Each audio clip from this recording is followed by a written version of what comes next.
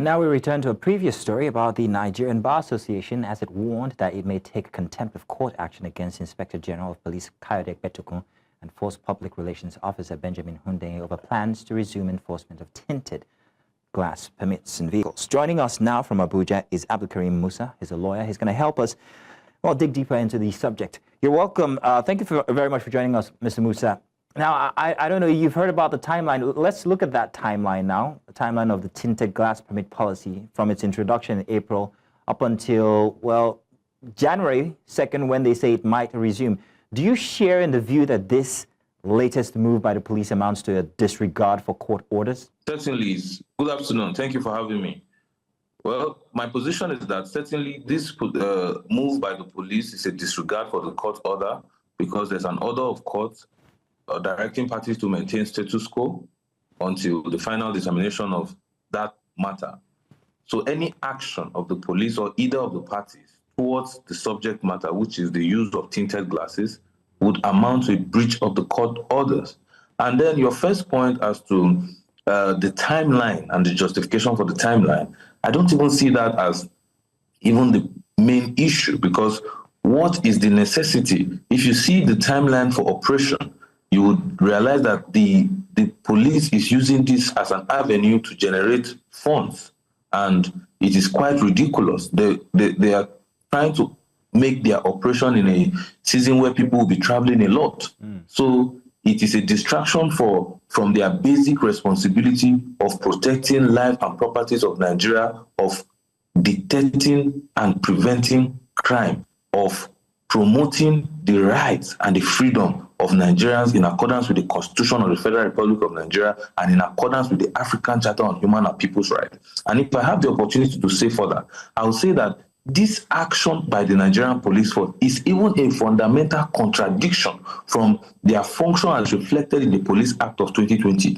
In the Police Act of 2020, per Section 4, subsection D, one of the primary functions is described in that Section 4G of the police, primary function of the police, to be to facilitate the free passage and movement on highway, road, and streets open to the public. How is this action by the Nigerian police? How does this action by the Nigerian police conform with this provision that says that it is their primary function to facilitate free passage and movement for all users of the highway, of roads, and of streets? So this is really a distraction, and for me, it's a disappointment that the police has taken this route, and I think that the Inspector General of Police should have a reconsideration as to this decision.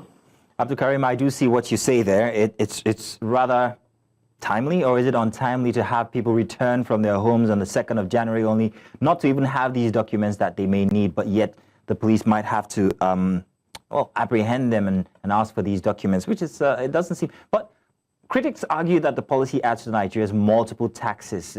It burdens citizens among the hardship that we're going through now.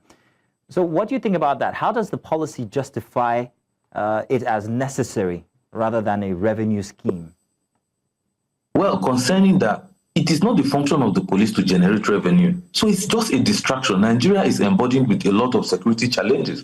It is not for the police at this critical moment of our nation to be pursuing revenue generation and assuming that the police is trying to generate revenue for whose benefit.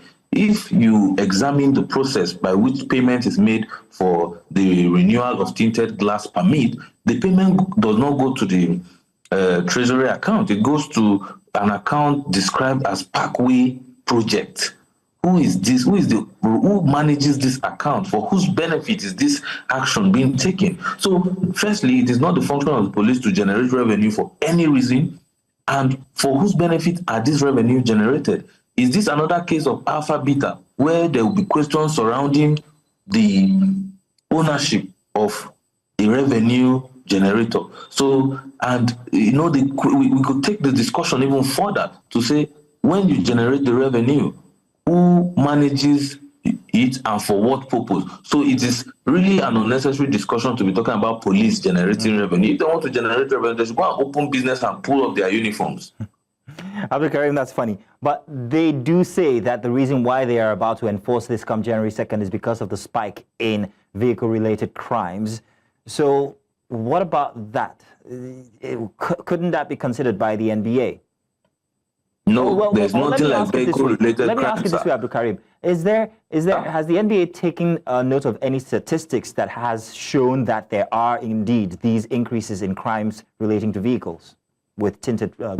Well, it will not actually be the function of the NBA to begin to take that statistics. It is the police who is imposing this responsibility on Nigerians to now bring out figures or statistics to show that, oh, there's an increasing crime in vehicle-related, there's an increasing rate in vehicle-related crimes. But that is even a lie, because you would see that the police has not, the Nigerians do not face a challenge of insecurity arising from people tinting their glasses. That has never been a source of crime in Nigeria. The bandits that are killing people in Nigeria, they are using Bajaj bikes and armored tanks. They are not using tinted glasses. So there's no criminal that has been arrested by the Nigerian police, and you see the reason why he was committing crime, or even the reason why they could not arrest him, was because he was using tinted glasses. So these issues are ridiculous. The Nigerian police is subjecting itself to opprobrium, to ridicule by the general public. Well, Abdulkareem Musa, thank you very much for sharing your expert opinion on the matter here. Thank you. Thank you so much for having me. You're welcome.